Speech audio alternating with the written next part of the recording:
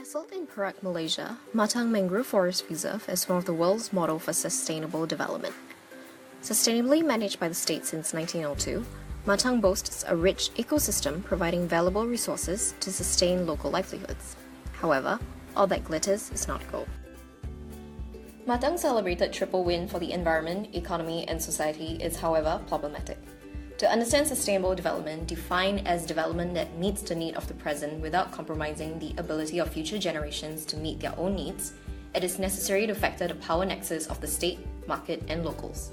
Specifically, we ask how power relations between stakeholders shape the framing and experiences of sustainable development in Matang. The concepts underpinning our analysis are, firstly, liberal environmentalism, involving processes of market integration and commoditization of the environment. Next, structural violence, uncovering social and environmental injustice. We shall explore these concepts through the experiences of one local, Ahmad. Hi, nama saya Ahmad. I live in Kampong Menteri with my family and I work at a charcoal factory at Kuala Sepetang. Let me show you around. Spanning 40,288 hectares, Matang's mangroves are categorized into productive, non-productive, or protected. About 80% of Matang is under the sustainable yield timber production system, where logging is restricted by the age and quantity of trees. In the sustainable development paradigm, locals like Ahmad stand to benefit economically. Matang has plenty of fish and trees, but there are laws controlling what and how much we can harvest. Timber from Matang is made into charcoal where I work. It is then sold to overseas places like Japan. Matang also attracts tourists.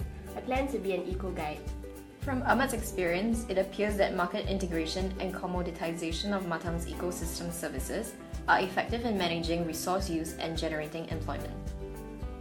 However, Ahmad's everyday life reveals the inequalities and structural violence stemming from the accumulation by dispossession tendencies of neoliberal capital. Our kampong is crowded because of Matang's environmental law. We have been applying for access to new lands for over 30 years. But last month, the government gave the land to developers. We cannot cut wood to fix our roofs and fishing boats, but the developer can. I don't know how long I can live in Matang. The land is protected. We cannot get land titles. The companies behind oil palm plantations and charcoal factories discharge untreated waste, while farmers are using chemicals that contaminate groundwater. The government and businesses did nothing to resolve these issues, and now we suffer.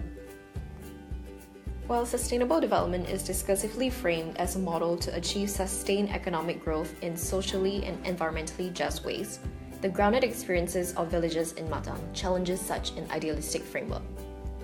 The benefits and negative impacts are unequally borne by those involved in Matang's construction as a model of sustainable development. The state plans for the discourse and implementation of sustainable development projects. Market actors such as land developers exploit the paradigm to greenwash their continued accumulation by dispossession of mangrove commons such as land and timber.